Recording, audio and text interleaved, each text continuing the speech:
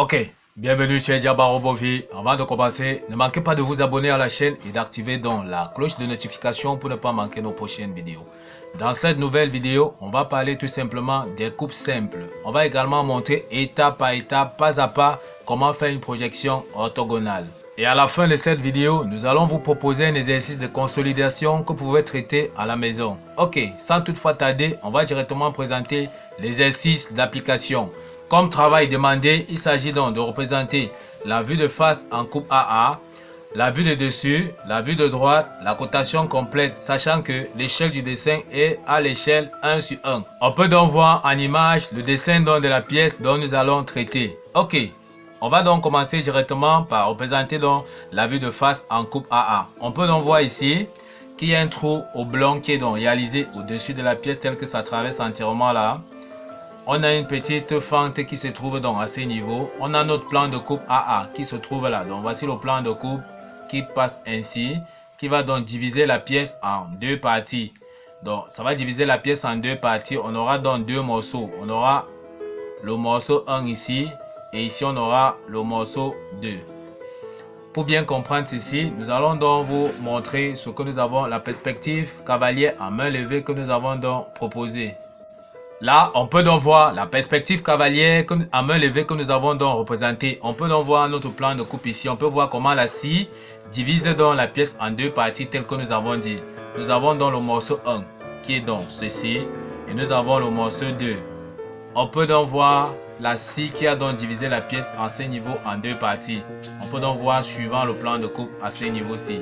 Maintenant, il est question donc de représenter les parties touchées par la scie. Quelles sont les parties qui seront donc touchées par la scie pendant la coupe? Il est à noter que le morceau 2 sera tout simplement jeté, c'est-à-dire le morceau qui se trouve donc avant le plan de coupe. On va donc conserver le morceau 1 et l'opérateur va se placer maintenant à ce niveau-ci pour observer tous les détails qu'il voit. Maintenant, quand la scie est donc passée là pour diviser la pièce, quelles seront donc les parties qui seront donc touchées par la scie? On constate que les parties qui seront touchées par la scie seront ces deux parties-ci. On va donc assurer comme ça les parties touchées par la scie.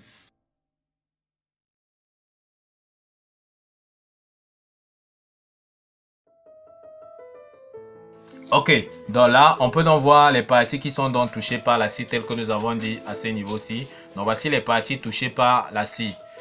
Tout ce qu'on aura à faire, c'est d'observer donc, suivant la direction que nous avons vue ici, de représenter les parties qui sont donc touchées par la scie et les détails qui sont situés donc suivant le plan de coupe. On comprend bien qu'on a dit qu'il y avait un trou blanc à ce niveau ici. On peut donc voir le trou blanc.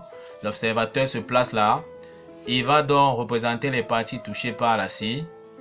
Ensuite, il va représenter donc les détails donc qui sont situés devant le plan de coupe. Ok, on va donc prendre un petit brouillon qu'on va d'abord représenter en main levée ce que l'opérateur voit. Donc, en main levée, on va rapidement représenter ce que nous venons de dire tout simplement ici. Donc, on peut donc voir tel que nous avons coupé dans notre pièce.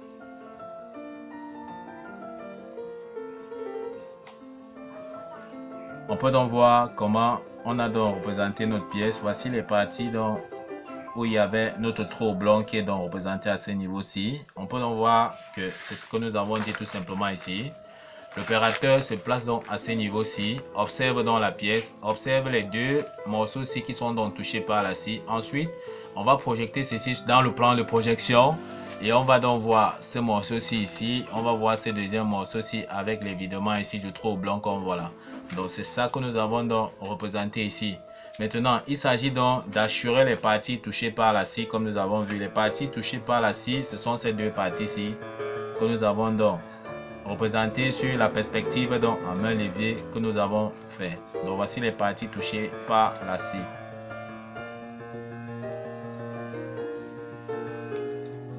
On n'a qu'à écrire ici tout simplement dans AA. Donc voici la vue de face en coupe AA telle que nous avons donc représenté. On peut donc voir selon la perspective que nous avons donc réalisée. On voit donc que c'est ces deux morceaux-ci que nous avons réalisés et on a représenté donc ceci dans le plan de projection en projectant là. On voit donc le trou ici. Ensuite, on voit donc les deux morceaux-ci. Ok, là c'était dans la vue de face en coupe AA. Tout ce qu'on va faire maintenant, c'est de prendre donc notre format prévu à cet effet et de représenter ceci donc en utilisant cette fois-ci les différents instruments de mesure, c'est-à-dire on va utiliser donc la règle, l'équerre et le compas pour pouvoir représenter. Donc, ok, on prend donc la feuille réponse. Et là, nous avons déjà pris le format et nous avons utilisé les instruments et nous sommes en train de faire la mise au net. Là, nous sommes en train d'assurer les parties touchées donc par la scie telle que nous avons vu. Donc, on peut donc voir la mise au net de la vue de face qui est représentée en utilisant cette fois-ci les différents instruments. Ok, voici donc notre vue de face que nous avons donc représentée tout simplement en coupe AA, tel qu'on peut voir là. On peut donc voir, suivant les cotations donc de la pièce, cette cote-ci vaut donc 30 et ici on a donc 10 tel qu'on voit là. La hauteur ici c'est 30 comme on peut voir ici. Ici là, la profondeur ici c'est 30 mm, quittant d'ici à l'arc c'est 25 tel qu'on peut voir ici sur le dessin. D'accord, on peut donc voir la largeur de la fente ici qui vaut donc 10 mm. Donc voilà la vue de face en coupe AA qui est donc représentée. On va donc passer à la prochaine vue qui est tout simplement donc la vue. On va commencer par représenter la vue de droite. Après on va venir terminer par la vue de dessus. On prend encore notre brouillon. Ok, on connaît bien que la vue de droite se place tout simplement donc à gauche de la vue de face, suivant la norme européenne. Donc maintenant, l'opérateur se place donc tout simplement ici à droite de la pièce. Donc l'opérateur cette fois-ci à droite de la pièce, quelles sont les parties visibles donc? L'opérateur va voir comme le profil extérieur de la pièce. Voici donc les parties visibles donc par l'opérateur. Voici les parties que l'opérateur voit. Donc tout ce qu'on aura à faire, c'est de reproduire dans cette forme-ci. Lorsque l'opérateur est à droite, comme nous avons vu, ça va se représenter à gauche de la pièce. Ok, comme tout à l'heure, en main levée, il y a correspondance donc entre les vues. On va donc tracer tel qu'on voit ici. Il s'agit donc de cette partie ici. Ensuite, on va voir donc cette côte-ci qui vaut donc 15 mm. On va donc aller de 15 mm. Ensuite, on va donc descendre jusqu'ici. Par correspondance là, on comprend que on sera à cette limite-ci. Correspondance donc entre les vues. Ensuite, on va aller tout simplement là. Correspondance entre les vues vers le bas.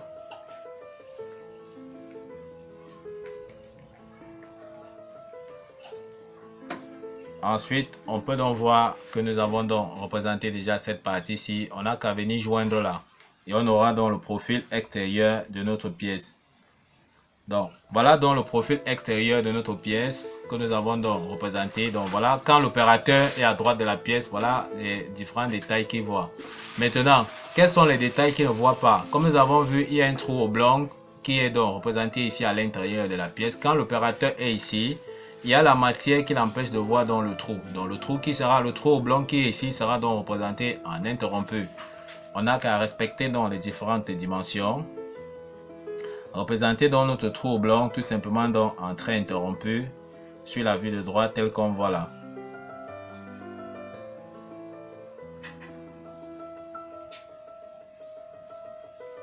Donc voilà dans le trou blanc qui est donc représenté en trait interrompu. Voici dans l'axe du trou blanc tel qu'on voit là. Donc le trou blanc est donc représenté en interrompu parce que quand l'opérateur est à droite de la pièce, à cause de la matière, ça nous empêche donc de voir qu'il y a donc un trou qui est donc réalisé sur la pièce. Donc voilà donc la vue de droite tout simplement qui est donc représentée. Tout ce qu'on va faire, c'est de prendre encore l'instrument de mesure et on va faire la mise au net. On va donc prendre le format et voir comment c'est représenté. Là, on voit donc le format que nous avons pris et on voit tout simplement que les différentes côtes que nous avons donc représentées ici, c'est ça que nous avons ici. Cette côte-ci vaut donc 35-35. C'est ça qu'on voit là. La largeur ici, on a vu que c'est 15 mm, c'est ça qu'on peut voir ici. Voilà donc les 15 mm. La profondeur est à 10 comme nous avons dit, correspondance donc entre les vues. On peut donc voir la côte-ci qui vaut donc 10 mm, c'est ça ici, comme on peut voir ici sur la vue de droite. Ok, comme nous avons dit, il manque tout simplement de représenter donc le trou blanc tel que nous avons vu ici là en interrompu. Donc comme nous avons vu, ce n'est pas visible. On va donc représenter le détail du trou blanc comme nous avons vu en interrompu. Donc voilà le trou blanc. Donc voilà l'axe du trou blanc que nous avons donc représenté, sachant que la dimension ici c'est tout simplement 10 ici et 10 là, ça fait 20 mm. Le rayon ici ça fait donc 5, le rayon de ce côté 5, donc ça fera donc 20 plus 10, ça va faire donc 30 mm. Ok, donc voilà la vue de droite qui est donc tout simplement représentée. On va donc s'appesantir cette fois-ci sur la dernière vue qui est la vue de dessus. On va donc prendre notre brouillon comme tout à l'heure. On va donc représenter la vue de dessus. Donc cette fois-ci, l'opérateur se place donc au-dessus de la pièce. Donc l'opérateur se place donc au-dessus. Quelles sont les parties visibles donc? L'opérateur va voir ici donc en très fort. Ici là en très fort. Toute cette partie ici, l'opérateur va voir ça en très fort. Donc voilà les parties qui sont vues lorsque l'opérateur se place donc au-dessus de la pièce. Tout ce qu'on aura à faire, on va encore représenter ça à main levée. On va donc venir ici tout simplement ici, tracer dans le trait de correspondance donc à 45 degrés que voici. Une fois qu'on a tracé notre trait de correspondance donc à 45 degrés, on va projeter donc tout simplement la vue de droite pour avoir la limite de la vue de dessus. Et comme on a vu en dessin technique, la vue de dessus se place donc en dessous de la vue de face. Donc ça sera représenté ici en bas. Ok, donc comme nous avons dit, on n'a qu'à projeter tout simplement là pour avoir donc la limite de la vue de dessus vers le bas. Comme il y a correspondance donc entre les vues avec la vue de face, on aura donc cette correspondance ici tout simplement là. Même chose donc de ce côté-ci, correspondance donc verticale. On peut donc voir tout simplement donc la limite de la vue de dessus. Maintenant, tout ce qu'on a à faire, c'est de représenter donc les différents détails. Ce détail-ci, comme nous avons vu, quand l'opérateur sera au-dessus de la pièce, ça sera visible. On n'a qu'à projeter ça sur le trait de projection donc à 45 degrés. Une fois qu'on a projeté, on rabat ça tout simplement là et on aura donc ce détail-ci sur la vue de dessus. On peut donc voir tout simplement donc ce trait-ci. Donc c'est ça que nous avons déjà donc obtenu. On va donc chercher maintenant à voir la bosse ici, cette bosse-ci sur la vue de dessus. Et ça sera donc matérialisé en très fort. Par correspondance donc verticale tout simplement ici, on vient donc sur la vue de droite, on projette ça sur le trait de projection donc à 45 degrés. On rabat ça comme ceci, tout simplement sur la vue de dessus. On fait donc une correspondance verticale tout simplement là. On peut donc voir que ça correspond donc à ce niveau-ci. Même chose de ce côté, on fait donc cette correspondance ici. On voit tout simplement qu'on a retrouvé donc le détail qu'on cherchait tout simplement. Donc, on voit donc qu'on a déjà obtenu les deux bosses ici. Parce que quand on est au-dessus, nous avons bien dit qu'on va voir tout simplement ceci. Il manque donc le trou blanc. Même chose pour le trou blanc. On projette dans l'axe du trou blanc ici, tel qu'on voit sur le trait de projection à 45 degrés. Lorsqu'on rabat là, on trouve dans l'axe du trou blanc tel qu'on a vu ici. On a la limite du trou blanc qui se trouve là, qu'on rabat tout simplement ici. Même chose de ce côté-ci, on rabat là. On a dans l'axe du trou blanc qui se trouve ici. Tout ce qu'on aura à faire, c'est de représenter dans notre trou blanc qui sera donc tout simplement vu en très fort. Tel qu'on peut voir là. Correspondance donc sur la vue de face. Donc on voit qu'ici, ça sera donc 10 mm. On n'a qu'à tracer tout simplement là. On a donc notre trou blanc qui est donc représenté en très fort tel que nous avons dit. Donc on peut donc voir tout simplement, comme nous avons dit ici, lorsque l'opérateur sera donc au-dessus, il va donc voir notre trou blanc, il va voir les deux parties ici, ainsi de suite. Il va voir donc ce trait-ci, ce détail-ci, ce trait-ci sera donc vu en très fort. On peut donc voir que c'est ce que nous avons tout simplement donc représenté. On voit qu'on a utilisé les correspondances donc entre les vues en utilisant le trait de projection donc à 45 degrés. Ok, on va donc tout simplement prendre notre format pour montrer comment on a représenté la vue de dessus en utilisant le matériel de dessin. Ok, on peut donc voir la mise au net que nous avons utilisé le matériel tout simplement pour représenter dans la vue de dessus. On peut donc voir notre trou blanc qui est donc représenté. Il manque donc ce détail-ci que nous n'avons pas encore représenté tout simplement. Correspondance entre les vues. Comme nous avons dit, on peut donc voir la correspondance verticale ici. Pour représenter dans ce détail, on va faire donc la correspondance à partir donc de la côte de 15 ici tout simplement sur le trait de projection à 45 degrés. Comme nous avons vu, on va donc voir sa limite ici tout simplement. Qui va donc venir ici. Maintenant, pour voir donc le détail ici comme nous avons vu tout à l'heure, on n'a qu'à venir ici, correspondance donc entre les vues. On vient donc à partir d'ici tout simplement, on va donc représenter parce que nous avons bien vu sur la vue que nous avons fait en main levée là-bas que ça sera donc vu tout simplement donc en très fort. On peut donc voir que la limite de ce trait se trouve donc à ce niveau. Là, nous sommes en train de faire la mise au net de la vue de dessus. Ok, donc on peut donc voir comment on a fait donc pour retrouver ces détails tels que nous avons expliqué lorsqu'on est en train de faire en main levée. Maintenant, il manque donc quel détail? Il manque le détail du trait fort que nous avons vu ici. Comme nous avons vu, Lorsque l'opérateur est au-dessus de la pièce, il va voir donc ce trait ici en très fort. Maintenant, comment avoir ce trait ici à partir des deux vues? Maintenant, on n'a qu'à prendre donc ce détail ici qui est à 10 mm d'ici. On trace donc jusqu'au trait de projection à 45 degrés que nous avons vu. Une fois que nous avons donc projeté sur notre trait de projection donc à 45 degrés, on rabat ça horizontalement. Et on n'a qu'à retrouver donc sa limite ici sur la vue de dessus qui est tout simplement donc en très fort tel que nous avons dit. Donc on représente donc ce détail ici en très fort. On peut donc voir comment nous avons donc obtenu donc ce détail. Et pour le trou blanc, de la même façon, comme nous avons dit, on n'a qu'à projeter donc l'axe du trou blanc que nous avons projeté ici. On n'a qu'à projeter encore tel qu'on voit là. On a retrouvé donc cette partie ici. Avec le compas, on a tout simplement formé notre rayon ici à 5 cm, c'est-à-dire de diamètre 10, de manière qu'on voit donc qu'il y a correspondance donc entre les vues. Donc, voilà la vue de dessus qui est donc tout simplement représentée. On peut donc voir le plan de coupe AA qui est là, très mixte fin renforcé aux deux extrémités, tel que c'était sur notre dessin. Donc, on peut donc voir notre plan de coupe ici. Et voilà notre vue de face qui est donc représentée tout simplement en coupe AA. On peut donc voir notre vue de droite qui est bien représentée ici. On peut donc voir les différentes cotations qui sont bien représentées là sur les dessins.